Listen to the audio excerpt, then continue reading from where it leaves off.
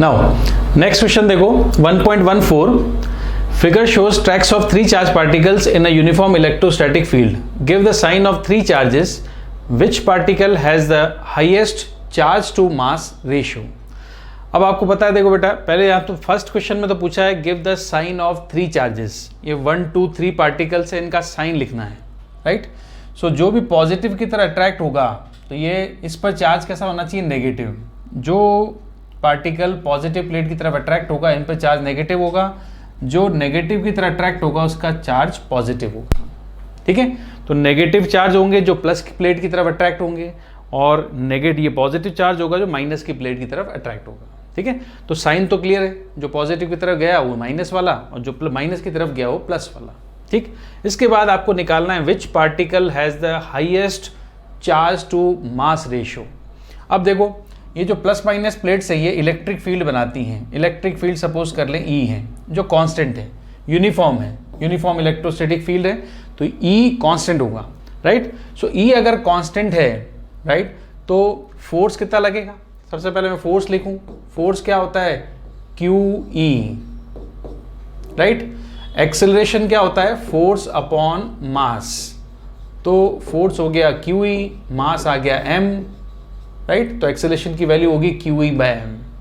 इसने पूछा है which particle has the highest charge to mass ratio, तो ये रहा charge to mass ratio q by m, तो a upon E equals to होगा q by m. So q by m कहाँ highest होगा ये आपसे पूछा है, ठीक है। अब हमें कैसे पता लगेगा, फर्स्ट पार्टिकल ये ऐसे टर्न हुआ, सेकेंड ऐसे टर्न हुआ, थर्ड ऐसे टर्न हुआ।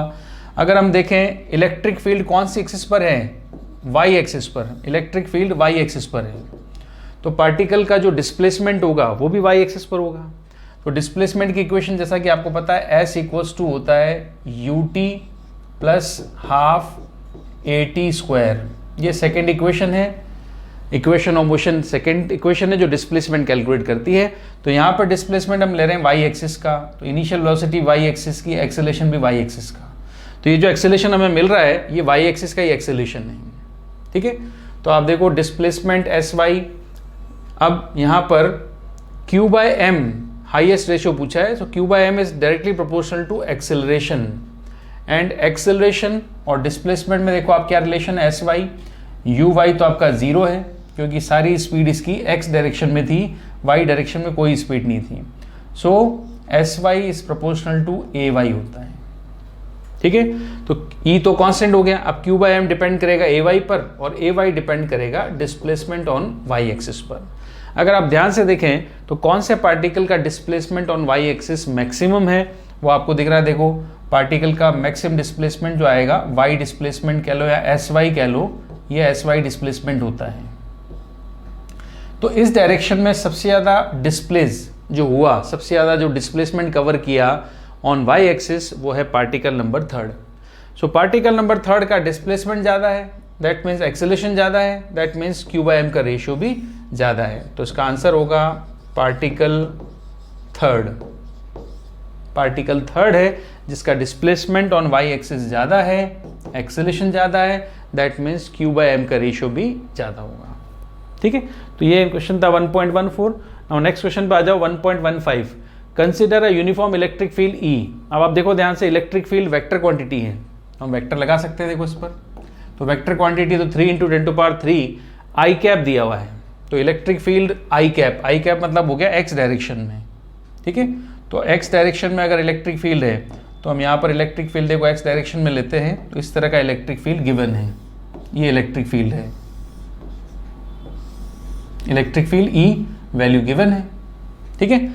What is the flux of this field through a square of side 10 centimetre, ये ड्रॉ किया हुआ एक स्क्वायर है, इसकी साइड कितनी है 10 सेंटीमीटर की साइड है, whose plane is parallel to y z plane. इस स्क्वायर जो सरफेस है इसका plane y z plane, y axis ये वाली है, जेड एक्सिस ये वाली है वाई जेड, तो ये वाई जेड प्लेन के पैरेलल है, तो ये वाला वाई जेड प्लेन होता है, तो ये वाली जो सरफेस है ये भी वाई जेड प्लेन में है, ठीक है। अब आपका प्लेन या सरफेस इस तरह का है तो इसके एरिया की डायरेक्शन इस तरफ होती है। वाई जेड प्लेन में अगर कोई सरफेस है तो उसके एरिया की डायरेक्शन इधर होगी, अगर कोई ऐसा प्लेन होता तो इसके एरिया की डायरेक्शन ऊपर की तरफ होती। अब ये वाई जेड प्लेन है, एरिया की डायरेक्शन क्या है एक्स डायरेक्शन में, तो मैं देखो एरिया लिखता हूँ अगर यहाँ पर, तो एरिया की डायरेक्शन, एरिया आ जाएगा ए आई कैप, इसके जो एरिया आएगा, एरिया की डायरेक्शन इस तरफ होगी, एक्स की तरफ, तो एरिया की डायरेक्शन होगी ए आई कैप। और एरिया कितना होगा, एरिया की वैल्यू आपको पता है, एरिया की वैल्यू रख लेंगे, स्क्वायर है ना, तो 10 × 10 का स्क्वायर। इलेक्ट्रिक फील्ड गिवन है।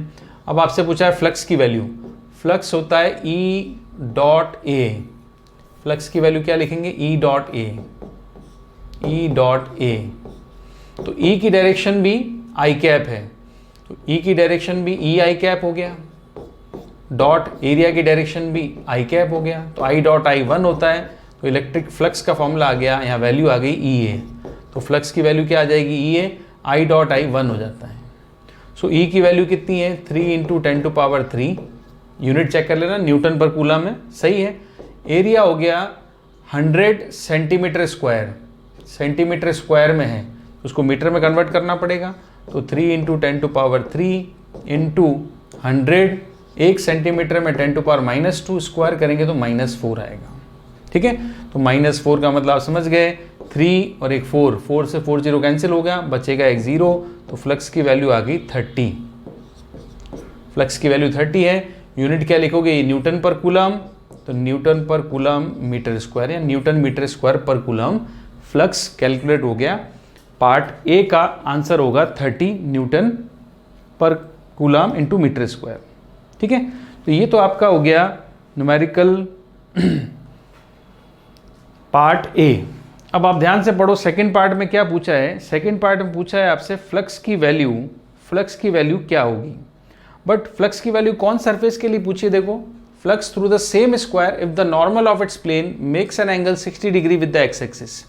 अब आप देखना ध्यान से, ये एक्स एक्सिस होता है, इलेक्ट्रिक फील्ड वही है, तो जो प्लेन है आपका, प्लेन जो भी स्क्वायर प्लेन है वो कुछ इस तरह से बना लें, स्क्वायर प्लेन इस तरह से होगा, ये स्क्वायर प्लेन है, ठीक है। ये जो भी सरफेस है उसका एक साइड बना रहा हूँ मैं, स्क्वायर प्लेन है। ये इसका नॉर्मल मतलब ये वाला, तो ये नॉर्मल क्या होता है, एरिया की डायरेक्शन डिनोट करता है किसी भी सरफेस का। जब मैंने सरफेस ऐसे बनाई थी तो ये एरिया की डायरेक्शन थी, ठीक है। अब सरफेस कैसी भी रखी हो, बट उसका नॉर्मल जो है वो एक्स के साथ, उसका नॉर्मल कितना डिग्री एंगल बना रहा है, एक्स के साथ 60 डिग्री, तो एक्स के साथ ये नॉर्मल कितना डिग्री एंगल बनाएगा, 60 डिग्री। अब यहाँ पर ए में और ई में एंगल हुआ 60 डिग्री, ठीक है। तो ए में और ई में एंगल हुआ 60 डिग्री, तो बी पार्ट का हम आंसर निकाल सकते हैं। देखो बी पार्ट का आंसर निकालें, तो बी पार्ट में आप देखोगे फ्लक्स की वैल्यू बी पार्ट के लिए, फ्लक्स की वैल्यू क्या होती है, ई ए कॉस थीटा, ई ए कॉस थीटा, थीटा कितना दिया है 60 डिग्री, और ई और ए की वैल्यू हम सॉल्व कर चुके हैं। ये रहा ई ए हमने सॉल्व किया, कितना है 30, तो ई ए तो हम डायरेक्ट पुट कर लेंगे 30, और एंगल कितना है 60, कॉस 60 की वैल्यू क्या होती है 1/2। अब आंसर आ गया सेकेंड पार्ट का 15 न्यूटन मीटर स्क्वायर पर कूलम, ठीक है। तो फर्स्ट का आंसर तो था 30, बट सेकेंड का आंसर इसका जस्ट हाफ होगा, कॉस 60 की वजह से वो हो गया 15 आंसर है इसका सेकेंड, ठीक है। नाउ नेक्स्ट क्वेश्चन देखो अगला, what is the net flux of uniform electric field of 1.15। Question वही लिया, इलेक्ट्रिक फील्ड वही है, बट यहाँ पर अब आपका सरफेस चेंज कर दिया, वहाँ पर स्क्वायर दे रखा था, अब दिया है क्यूब जिसकी साइड 20 सेंटीमीटर है, oriented so that its faces are parallel to coordinate plane. अब इस क्यूब से निकलने वाला फ्लक्स कैलकुलेट करना है आपको, और कौन सा क्यूब है, इसकी साइड 20 है और उसकी प्लेन्स कोऑर्डिनेट प्लेन्स के पैरेलल हैं, ठीक है। तो यहाँ पे हमें एक क्यूब की रिक्वायरमेंट होगी, तो क्यूब सबसे पहले आप देखो क्यूब इस तरह से आएगा, ये क्यूब है और इसकी साइड तो है 20 सेंटीमीटर, साइड हम क्या ले लेंगे 20 सेंटीमीटर साइड ले लेंगे इसकी, ठीक है। ये 20 सेंटीमीटर की साइड है, मतलब एरिया कभी हमें चाहिए होगा तो 20 × 20 से आ जाएगा, इंटू 10⁻⁻4 कर देंगे, तो ये एरिया कैलकुलेट हो जाएगा, ठीक है। बट हम देखें आगे, इलेक्ट्रिक फील्ड आपका वो का वही है जो हमने पहले यूज़ किया था, तो इलेक्ट्रिक फील्ड हो गया आपका ई जो एक्स डायरेक्शन में है, तो इलेक्ट्रिक फील्ड के लिए मैं ऐसे डायरेक्शन बना लेता हूँ, ये इलेक्ट्रिक फील्ड है इस तरह से, तो ये इलेक्ट्रिक फील्ड हो गया, ठीक है। तो इस क्यूब का टोटल फ्लक्स कैलकुलेट करने को बोला है, इस टोटल क्यूब से कितना फ्लक्स पास होगा। अब क्यूब है, इलेक्ट्रिक फील्ड है आपका एक्स एक्सिस पर, ये क्यूब है, क्यूब में होती है 6 फेसेस, 6 फेस, ईच फेस एक स्क्वायर है, ठीक है। तो हम देखें सबसे पहली फेज हमारे जो बनेगी वो सबसे पहली फर्स्ट फेज ये लेते हैं, ये फर्स्ट फेज है, ठीक है, जिसका प्लेन वाईजेड प्लेन में होगा आपको पता है, और ये इसका एरिया हो गया, एरिया की डायरेक्शन, ठीक है। तो फर्स्ट फेज के लिए हम चलें अगर, तो फर्स्ट फेज के लिए फ्लक्स की वैल्यू हम निकाल सकते हैं। फर्स्ट फेज के लिए, ये फर्स्ट फेज हो गई, इसके लिए हम फ्लक्स की वैल्यू निकाल सकते हैं। इसका एरिया आपको समझ में आ गया होगा, इसका एरिया इस डायरेक्शन में होगा, ठीक है। तो फर्स्ट फेज के लिए फ्लक्स आएगा ई ए कॉस थीटा, और यहाँ पर कॉस 0 है। अब यहाँ पर जैसा आपको पता है कि यहाँ पर टोटल क्यूब का मतलब 6 फेजेस हैं, मैं हर एक फेज के लिए फ्लक्स निकालूंगा, हर एक फेज के लिए मुझे एंगल पता होना चाहिए, हर एक फेज का एरिया ऑफ ईच फेज तो ये फिक्स है। अब इलेक्ट्रिक फील्ड और एरिया के साथ साथ फ्लक्स के अंदर कैलकुलेट होता है, फ्लक्स के अंदर यूज होता है फाई इक्वल्स टू होता है ई ए कॉस थीटा। अब आपको हर फेज के लिए ई और ए को छोड़कर थीटा के बारे में सोचना पड़ेगा। जैसे फर्स्ट फेज के लिए मैं आपको बता रहा था, फर्स्ट फेज ये है, इलेक्ट्रिक फील्ड भी है, इसका एरिया भी इधर है, तो फर्स्ट फेज के लिए एंगल होगा 0 डिग्री, ठीक है। अब आप देखो सेकंड फेज ये ले लेते हैं, ये सेकंड फेज है, तो सेकंड फेज का एरिया जो आएगा वो ऐसे ऊपर की तरफ आएगा। जैसे सेकंड फेज ये इस तरह से टॉप सरफेस, इसका एरिया ऐसे आएगा, इलेक्ट्रिक फील्ड ऐसे होगा, तो एरिया और इलेक्ट्रिक फील्ड में एंगल क्या हुआ 90। तो जैसे 90 एंगल आएगा, जैसे आपको पता है फ्लक्स की ई ए कॉस थीटा वैल्यू है, ठीक है। अगर थीटा 0 डिग्री रखता हूँ तो फ्लक्स की वैल्यू आ जाएगी ई ए, और अगर मैं थीटा 90 रखता हूँ तो फ्लक्स की वैल्यू आ जाएगी 0। 90 पर क्या होता है, फ्लक्स 0 होता है। तीसरा हम ले सकते हैं, थीटा अगर 180 हुआ तो फ्लक्स की वैल्यू आ जाएगी माइनस ई ए। ये 3 एंगल्स पर आपको फ्लक्स की वैल्यू पता होनी चाहिए। फिर एंगल आपको क्लियर, हमेशा एंगल आपको इसमें कॉन्सेप्ट एंगल का क्लियर रखना पड़ेगा ताकि आप फ्लक्स की वैल्यू कैलकुलेट कर सको। तो फर्स्ट सरफेस के लिए एंगल कितना है 0 डिग्री, फर्स्ट सरफेस के लिए एंगल 0 डिग्री, सेकंड के लिए एंगल कितना है 90, ठीक है। अब मैं थर्ड सरफेस के लिए आऊँ, थर्ड, तो ये थर्ड सरफेस है, इसका एरिया इधर की तरफ होगा थर्ड सरफेस का, तो एरिया इधर ई उधर, तो थर्ड सरफेस के लिए एंगल कितना होगा 180। फर्स्ट के लिए एंगल हो रहा है, फर्स्ट के लिए एंगल है 0 डिग्री, सेकंड के लिए एंगल है 90 डिग्री, थर्ड सरफेस के लिए एंगल है, थर्ड के लिए ये थर्ड सरफेस जो बनी है ये वाली, थर्ड सरफेस के लिए एंगल है 180 डिग्री, ठीक है। अब आ जाओ फोर्थ सरफेस, नीचे वाले ले लें, तो फोर्थ सरफेस के लिए एंगल आएगा 90 डिग्री, क्योंकि फोर्थ सरफेस का एरिया नीचे की तरफ होगा, इलेक्ट्रिक फील्ड एक्स पे है, एरिया आपका वाई पे होगा, ठीक है। इसके अलावा सरफेसेस बचती हैं 2, एक होती है बाहर की सरफेस, टॉप सरफेस, क्यूब के इधर वाली सरफेस, और क्यूब के बैक साइड वाली सरफेस। तो फिफ्थ सरफेस हम ये वाली ले लेते हैं, इसका एरिया बाहर की तरफ आएगा, इसका फिफ्थ सरफेस का एरिया z एक्सिस पर होगा, इलेक्ट्रिक फील्ड x एक्सिस पर है, तो फिफ्थ सरफेस के लिए एंगल होगा अगेन 90। फिफ्थ सरफेस के लिए एंगल क्या होगा 90 डिग्री, क्यों, क्योंकि फिफ्थ सरफेस इस तरह से है, तो एरिया क्या होगा ऐसे, इलेक्ट्रिक फील्ड का x पर, एरिया आएगा z पर, तो अगेन 90। और इसके जस्ट बैक में, ये तो है आपकी क्यूब की फ्रंट सरफेस, जबकि इसके ठीक पीछे चले जाए क्यूब की बैक सरफेस, उसका एरिया उधर की तरफ होगा, इलेक्ट्रिक फील्ड x पर, तो अगेन जो सिक्स सरफेस होगी फिफ्थ के बैक साइड वाली, फिफ्थ के बैक साइड की सरफेस है 6, और इसके लिए भी क्या एंगल होगा 90, ठीक है। तो अगर हम देखें ध्यान से, तो कौन कौन सरफेस के लिए क्या क्या एंगल आ रहा है वो देखो, कौन कौन सरफेस के लिए क्या क्या एंगल आएगा। सबसे पहली सरफेस लिया 1 के लिए एंगल क्या है 0 डिग्री, तो फ्लक्स आ जाएगा प्लस ई ए। फिर आ जाए सेकेंड फाई 2 के लिए एंगल कितना है 90, तो 0 हो जाएगा, ठीक है। फिर आ जाए फाई 3 के लिए, तो फाई 3 के लिए एंगल 180 है, तो माइनस ये आएगा। फिर आप फाई 4 पे आ जाओ, चाहे फाई 5 पर या फाई 6 पर, इन सब का फ्लक्स की वैल्यू 0 होगी, ठीक है, इन सब की फ्लक्स की वैल्यू 0 होगी। अब आप पर्टिकुलर इसको एक्सप्लेन एंगल या एक्सप्लेन एंगल के लिए आप इसको वेक्टर फॉर्म में भी लिख सकते हो। फर्स्ट सरफेस के लिए आप ऐसे लिखेंगे, देखो φ1 के लिए क्या आएगा, E dot A, right. E की डायरेक्शन क्या है, ई आई कैप, और एरिया की डायरेक्शन क्या है, ए आई कैप। तो आंसर क्या आएगा, प्लस ई, राइट। फिर मैं बात करूं आपका φ2 के लिए लिखोगे E डॉट ए, तो E की वैल्यू तो फिक्स है, ई आई कैप। बट सेकेंड सरफेस के लिए एरिया की डायरेक्शन क्या है, ऊपर की तरफ है, तो आप सेकेंड सरफेस के लिए लिखोगे ए जे कैप। अब आई डॉट जे क्या होता है, जीरो होता है। या तो एंगल से एक्सप्लेन कर दो, या आई डॉट आई 1 होता है और आई डॉट जे 0 होता है, इससे भी आप एक्सप्लेन कर सकते हो, ठीक है। जैसे φ3 की बात करूं तो φ3 आ गया वो E dot A, φ3 again E dot A. अब ई कहाँ पे है, ई तो है आपका एक्स एक्सिस पर, बट थर्ड का एरिया क्या होगा इधर, तो ये आएगा minus A I cap. I dot I 1 हो गया तो ये आ गया माइनस ई ए, ठीक है। ऐसे ही φ4 की बात करें तो φ4 में बताओ फोर्थ एक्सिस का एरिया क्या है, डाउनवर्ड से, तो इलेक्ट्रिक फील्ड तो सब जगह फिक्स है, ई आई कैप, बट एरिया आएगा जे डायरेक्शन में, वो भी माइनस जे डायरेक्शन में, तो भी ये जीरो होना है।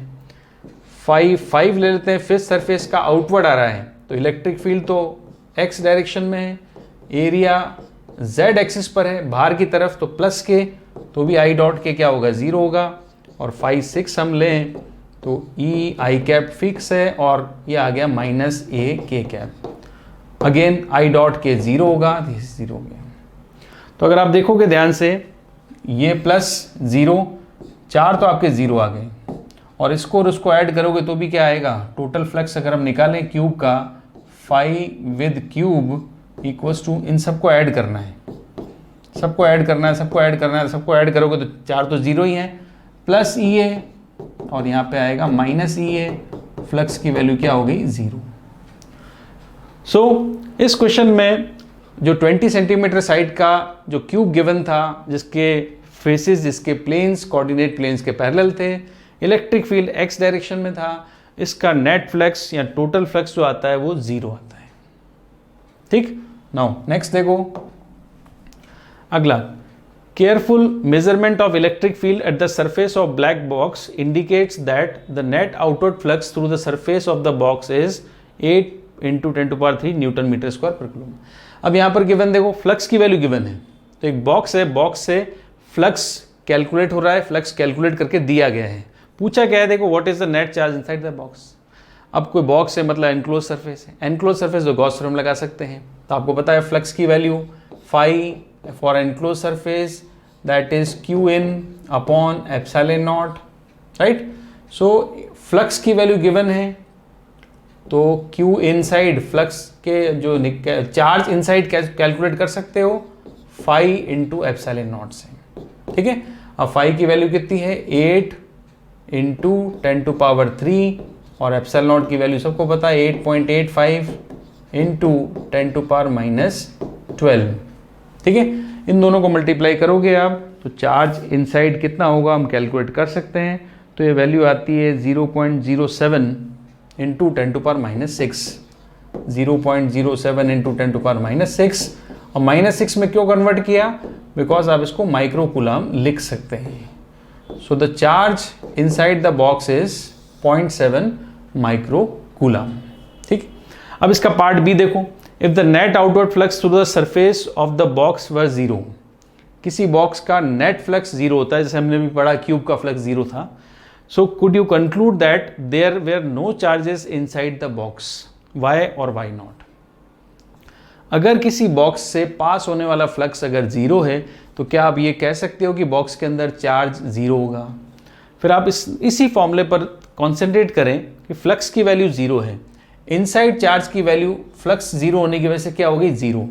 अगर हम इसको ध्यान से देखें तो ये था flux equals to sigma q in upon epsilon naught, और गॉस थ्योरम में आपको बताया गया था सिग्मा क्यू इन मतलब टोटल चार्ज इनसाइड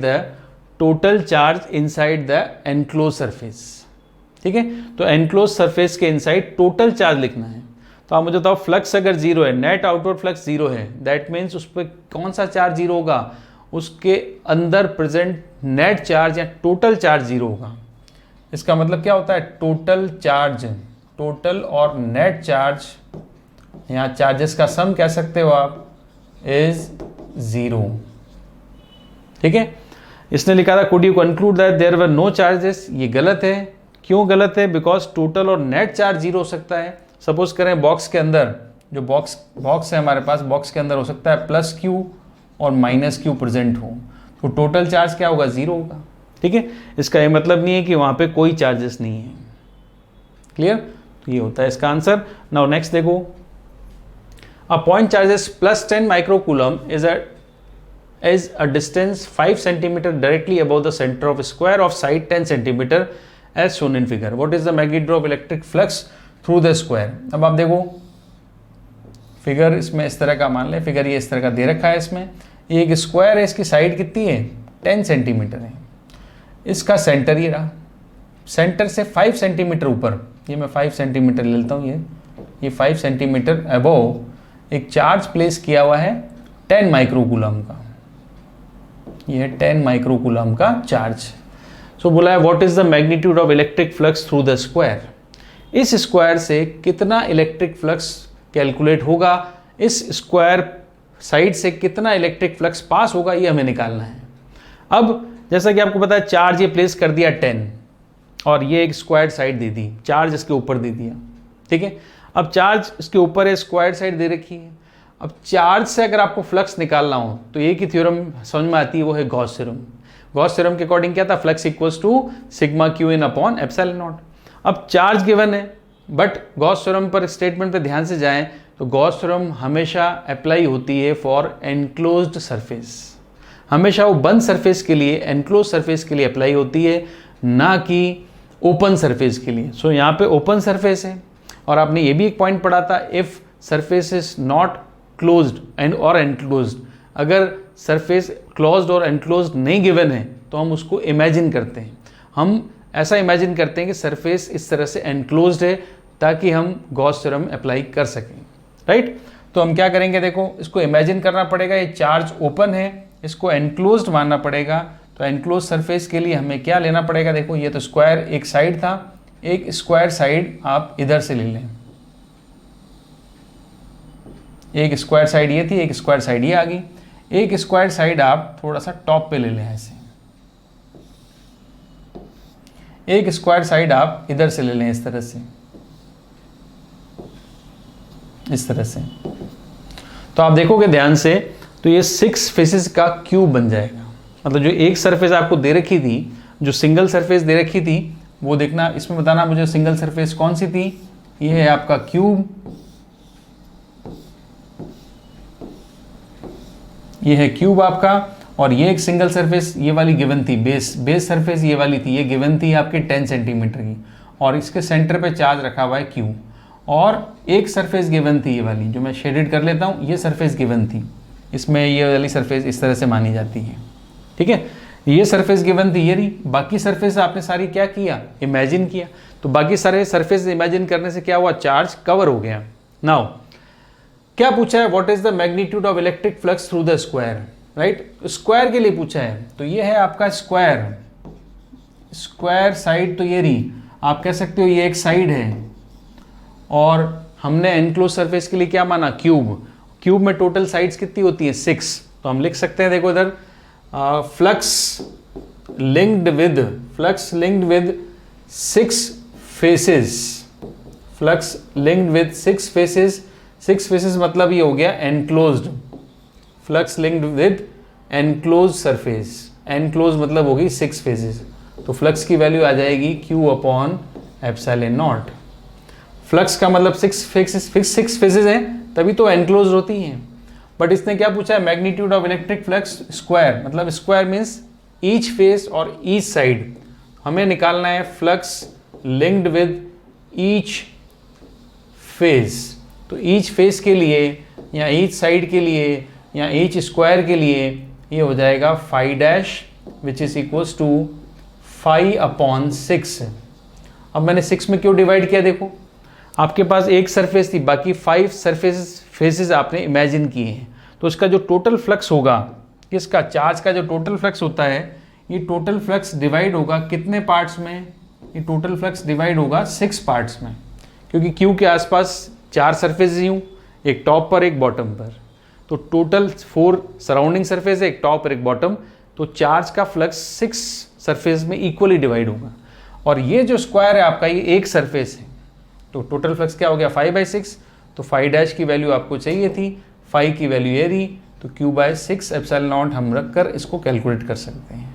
ठीक है, तो 6 एप्सिलॉन नॉट, Q की वैल्यू कितनी गिवन है, Q की value 10 micro means 10⁻⁻6 upon 6 epsilon not means 8.85 into 10⁻12।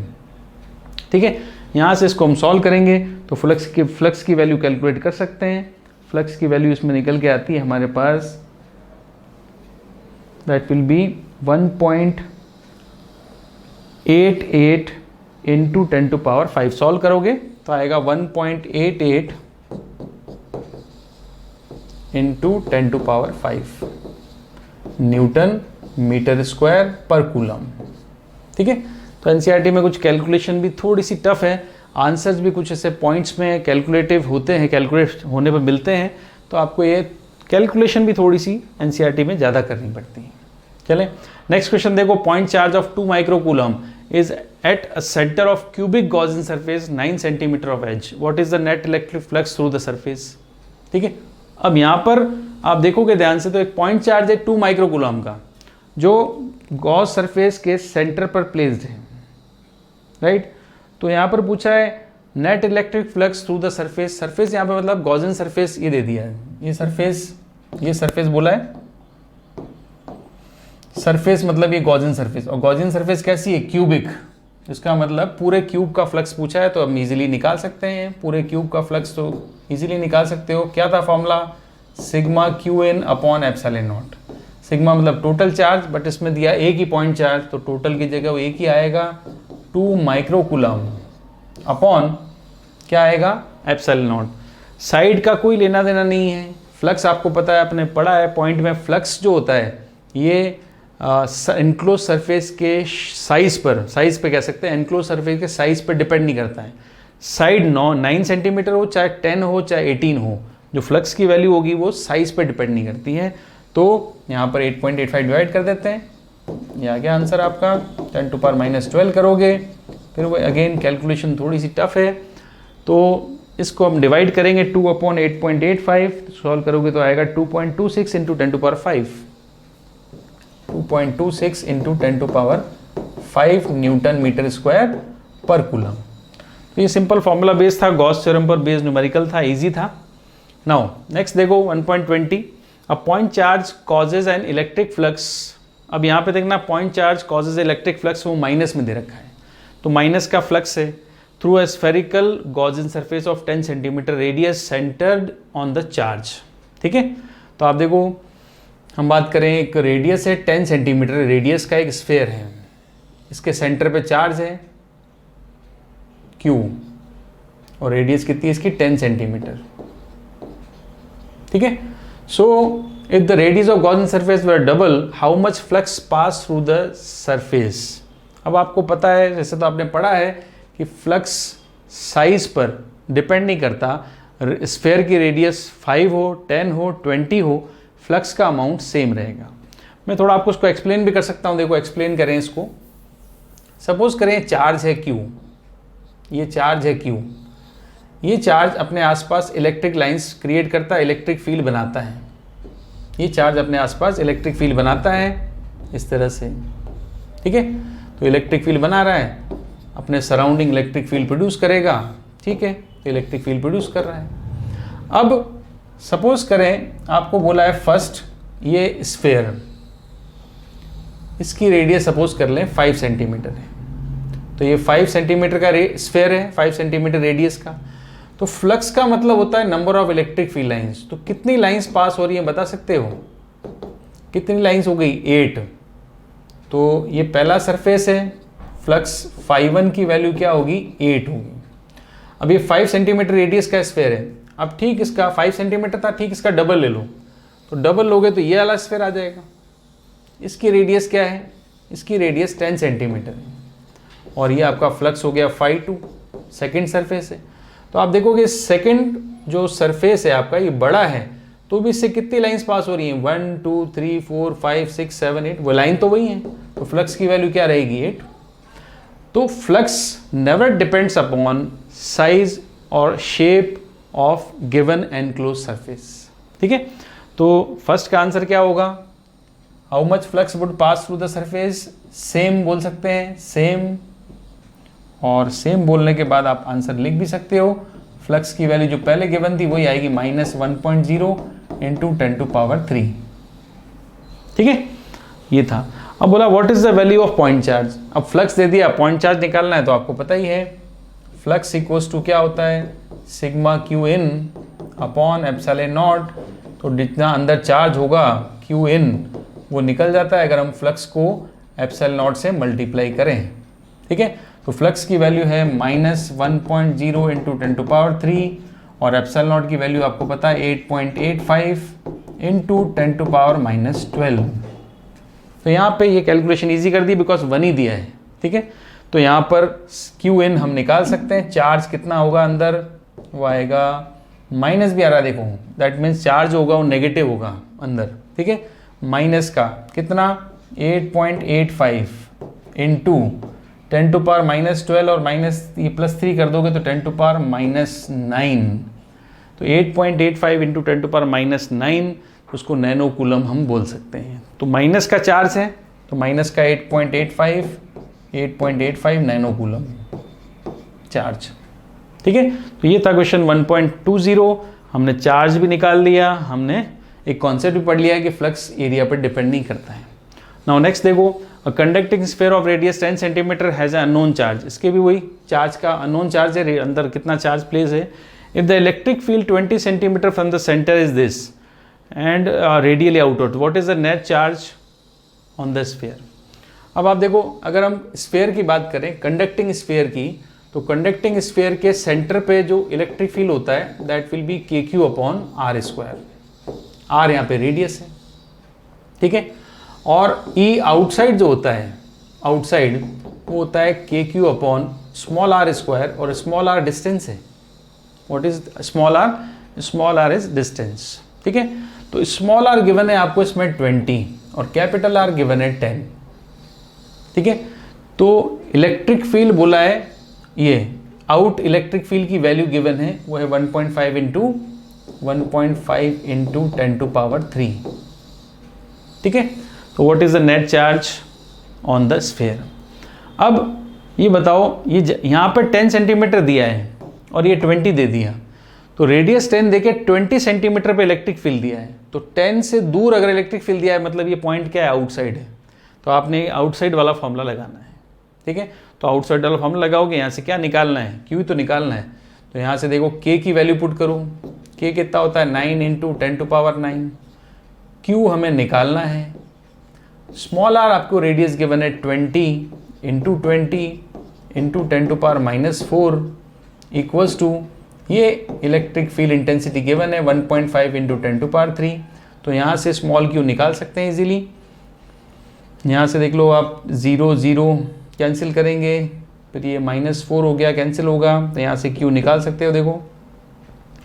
ठीक है, q की वैल्यू यहाँ से सॉल्व करेंगे हम, तो q की वैल्यू मिल जाती है इसमें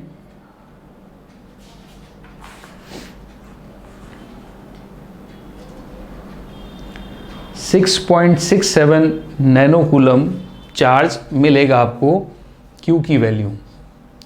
सो Q इक्वल्स टू आपको दिख रहा है यहाँ पर क्या होगा 1.5 इंटू 10⁻3। ठीक है, 10⁻3 into 400 into 10⁻⁻4 divide by 9 into 10⁻9। इसको आपको सॉल्व करना है और Q की वैल्यू मिलेगी 6.67 नैनो कूलम। नैनो मतलब 10⁻⁻9। ठीक है, वो आपको दिख रहा है देखो 3 ये रहा, 3 और 2 5 होता है, तो 4 कैंसिल करो, ये एक यहाँ से कैंसिल कर दो, तो -9 ऊपर ले लो, बाकी 1.5 40 और 9 का तो 6.67 हो गया, 10⁻9 को ऊपर ले लोगे तो नैनो कूलम मिल जाता है। ठीक है, तो ये था क्वेश्चन आपका 1.21।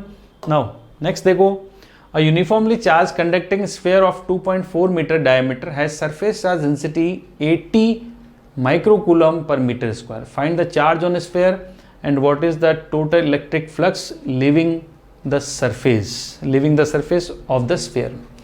अब देखो, आप सबसे पहले तो यूनिफॉर्मली चार्ज्ड कंडक्टिंग स्फीयर है, डायमीटर गिवन है, सरफेस चार्ज डेंसिटी गिवन है, find the charge on the sphere. Right, तो यहाँ पे क्या गिवन है, यहाँ पे सरफेस चार्ज डेंसिटी गिवन है, इसको सिग्मा से लिखते हैं और सिग्मा इक्वल्स टू होता है क्यू अपॉन एरिया. सिग्मा की वैल्यू है 80 माइक्रोकूलम, मतलब 10⁻⁻⁶. क्यू आपको निकालना है और एरिया ऑफ द स्फीयर ये होता है 4πr². Area of the sphere क्या होगा, 4πr². डायमीटर गिवन है 2.4, तो रेडियस कितना होगा, रेडियस होगा 1.2 मीटर. कैसे, डायमीटर का हाफ, डायमीटर 2.4 है, रेडियस होगा 1.2 मीटर. ठीक है, तो यहाँ से Q निकालोगे तो निकाल सकते हो 4π इंटू 1.2 इंटू 1.2 इंटू 80 इंटू 10⁻⁻⁶. तो यहाँ से Q की वैल्यू इजीली सॉल्व कर सकते हैं. तो charge on the sphere, density से आप चार्ज इजीली निकाल सकते हो. डेंसिटी गिवन थी, चार्ज इजीली निकाल सकते हैं. ये वैल्यू आती है 1.45 इंटू 10⁻³ कूलम.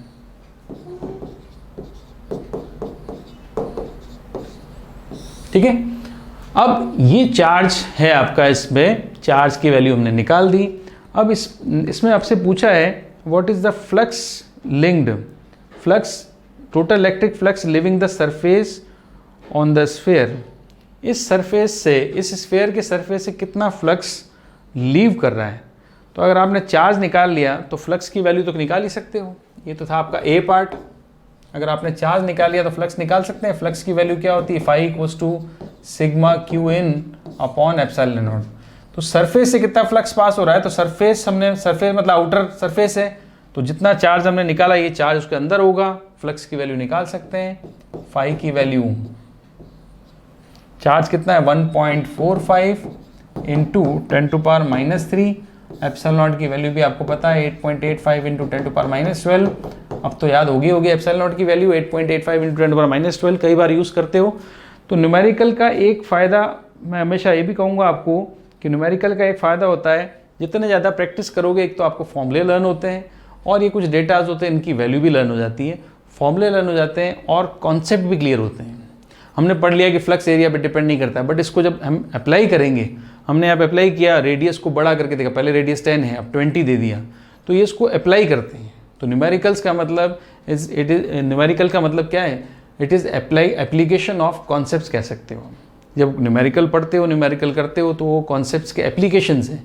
तो जब तक एप्लीकेशन पे आप नहीं जाओगे तब तक वो कॉन्सेप्ट डीपली क्लियर नहीं होगा. पढ़ लिया कि एरिया डिपेंड नहीं करता, बट उसको अप्लाई करोगे तो और ज़्यादा क्लियर होगा. इसलिए न्यूमेरिकल बहुत ज़रूरी है. फिजिक्स है, न्यूमेरिकल है, तो जितने भी न्यूमेरिकल करते जाओगे फिजिक्स स्ट्रॉन्ग अपने आप होती जाएगी. ठीक है, तो यहाँ से फ्लक्स की वैल्यू और एनसीईआरटी करोगे तो कैलकुलेशन भी स्ट्रॉन्ग होती जाएगी. कैलकुलेशन बहुत अच्छी वाली कैलकुलेशन देते हैं. तो इसका जो आंसर हम निकालें तो ये फ्लक्स की वैल्यू निकल के आएगी 1.6 into 10⁸. 1.6 into 10⁸ newton metre square पर कूलम. ठीक है, तो ये हो गया ये वाला क्वेश्चन. नाउ नेक्स्ट क्वेश्चन देखो. An infinite line charge produces a field of 9 into 10⁴ Newton per coulomb at distance of 2 cm. Calculate linear charge density. तो आपको ये लाइन चार्ज पढ़ते ही लाइन चार्ज की वजह से इलेक्ट्रिक फील्ड का फॉर्मूला लिखना आना चाहिए. वो है 2k λ/r.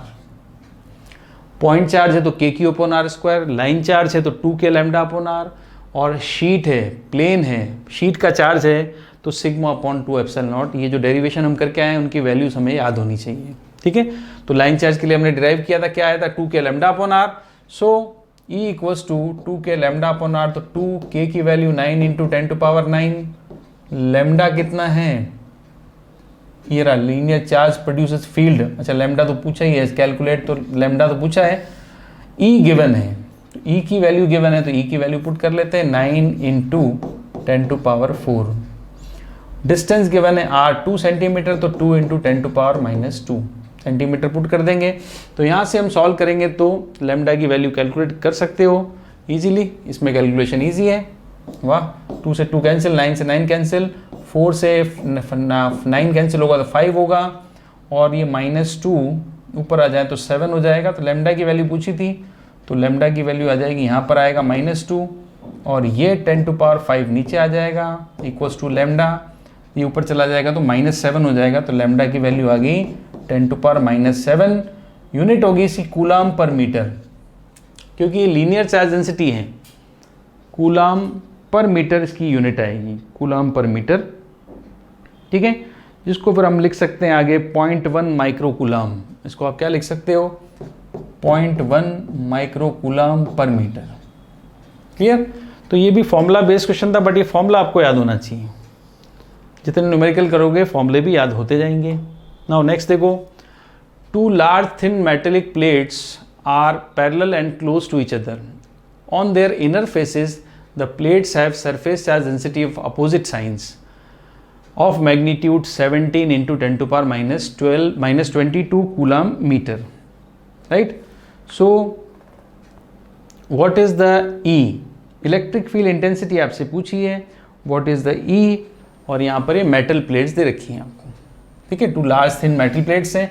इलेक्ट्रिक फील्ड पूछा है in the outer region of first plate, in the outer region of second plate, between the plates. अब देखो ये सिंपल सा इंपॉर्टेंट क्वेश्चन है। 2 प्लेट्स हैं, एक की चार्ज डेंसिटी प्लस की है, एक पे चार्ज डेंसिटी प्लस की है, मतलब चार्ज प्लस का है, एक पे माइनस का है, और आपके पास पॉइंट है 3। फर्स्ट पॉइंट ये ले लेता हूं मैं यहाँ पर, फर्स्ट पॉइंट ये है इधर, ये फर्स्ट है, ए है, सेकेंड पॉइंट ये वाला हो गया इधर, और थर्ड पॉइंट बीच में है, ठीक है, सेकेंड पॉइंट और थर्ड पॉइंट बीच में है। ये 3 पॉइंट मैंने ले लिए। अब आपको पता है, चलो वैल्यू तो हम निकाल लेंगे इलेक्ट्रिक फील्ड की वैल्यू। तो इलेक्ट्रिक फील्ड की वैल्यू होती है σ/2ε0 फॉर प्लेट्स, मेटेलिक प्लेट्स हैं, सिग्मा गिवन है। सिग्मा कितना गिवन है, ये रहा, ये सिग्मा की वैल्यू गिवन है, ठीक है, और 2ε डिवाइड करके ही निकाल सकते हैं। बट हम कैलकुलेशन बाद में करेंगे। सबसे पहले हम देखें कि इलेक्ट्रिक फील्ड एक है कि 2 हैं। तो प्लेट्स तो आपकी 2 हैं, ये फर्स्ट प्लेट, ये सेकंड प्लेट, ठीक है, 2 प्लेट्स होगी।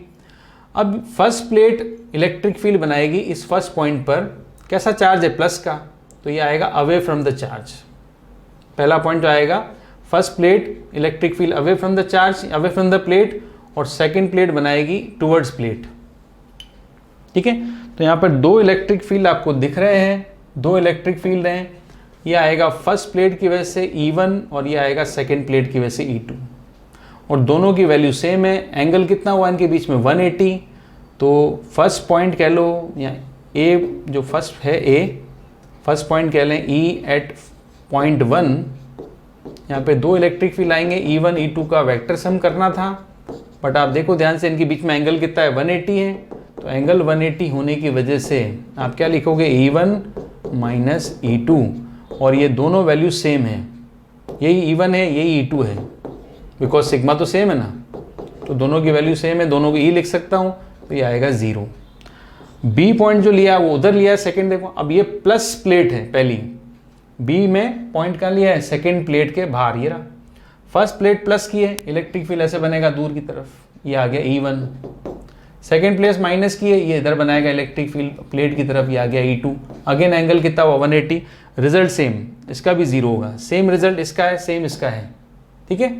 अब आ जाओ मिड पॉइंट पर। मिड पॉइंट पर प्लस प्लेट जो है ये बनाएगी दूर की तरफ, प्लस प्लेट से दूर बनता है इलेक्ट्रिक फील्ड, तो ये आ गया E1, और माइनस प्लेट अपनी तरफ बनाती है, तो ये इलेक्ट्रिक फील्ड आ गया E2। अब इन दोनों की डायरेक्शन, इन दोनों के बीच में एंगल कितना है, 0 डिग्री है, तो सी पॉइंट का इलेक्ट्रिक फील्ड आएगा, सी पॉइंट कह लो या थर्ड पॉइंट कह लो, इलेक्ट्रिक फील्ड आएगा यहाँ पर दोनों का vector sum, E1 plus E2, ठीक है। क्यों E1 प्लस E2 क्यों करेंगे, बिकॉज आप लिख दोगे थीटा इक्वल्स टू क्या होगा, 0 डिग्री, मतलब E1 प्लस E2। अब E1 भी सिग्मा अपॉन 2 एप्सिलॉन नॉट है, E2 भी सिग्मा अपॉन 2 एप्सिलॉन नॉट, तो आंसर आएगा सिग्मा अपॉन एप्सिलॉन नॉट, ठीक है। अब हम यहाँ पर सिग्मा अपॉन एप्सिलॉन नॉट है जो इसका बिटवीन द प्लेट से इलेक्ट्रिक फील्ड निकाल रहे हैं, इसको मैं थर्ड पॉइंट कहा था मैंने, ये आएगा sigma upon epsilon not. Sigma की वैल्यू है 17 इंटू 10⁻12 -22, और एप्सिलॉन नॉट 8.85 इंटू 10⁻12, ठीक है। तो यहाँ से 8.85 का डबल मान लें अगर हम, तो इसको अप्रॉक्सीमेटली तो 2 होगा, अप्रॉक्सीमेटली आंसर लिखना चाहे तो 2 होगा, और एग्जैक्ट आंसर लिखना चाहे तो 2 से कम होता है। आई थिंक वो 1.92 है, 1.92। अगर 8.85 17 कैंसिल होगा तो आंसर आएगा 1.92 इंटू 10 टू पावर माइनस 10। 12 था ना, यहाँ पे 22 था, तो 10 टू पावर माइनस 12, 12 से 22 कैंसिल होगा तो बचेगा -10, इलेक्ट्रिक फील्ड आ गया -10। ठीक है, तो ये होगा between the plates. Electric field की यूनिट्स भी आपको पता है, यूनिट क्या होती है इलेक्ट्रिक फील्ड की, यहाँ पे यूनिट हम यूज़ करेंगे न्यूटन पर कूलम। तो ये थर्ड पॉइंट है, थर्ड पॉइंट ये वाला। इन दोनों पॉइंट्स पर इलेक्ट्रिक फील्ड क्या होगा, 0 होगा। थर्ड पॉइंट पर इलेक्ट्रिक फील्ड होगा जिसकी वैल्यू होगी sigma upon epsilon not. Sigma upon epsilon not कैसे आया, सिग्मा अपॉन 2 एप्सिलॉन नॉट 2 बार लिखेंगे, जैसे आपको पता है 0 डिग्री एंगल है। अगर मैं यहाँ पे E1 + E2 ना लिखूँ तो मैं इसको sigma upon 2 epsilon not plus sigma upon 2 epsilon not लिख देता हूँ, तो ये आएगा सिग्मा अपॉन एप्सिलॉन नॉट। ठीक है, फिर हमने इसको वैल्यू सॉल्व की तो आंसर आ गया 1.92 into 10 to power minus 10 newton पर कूलम।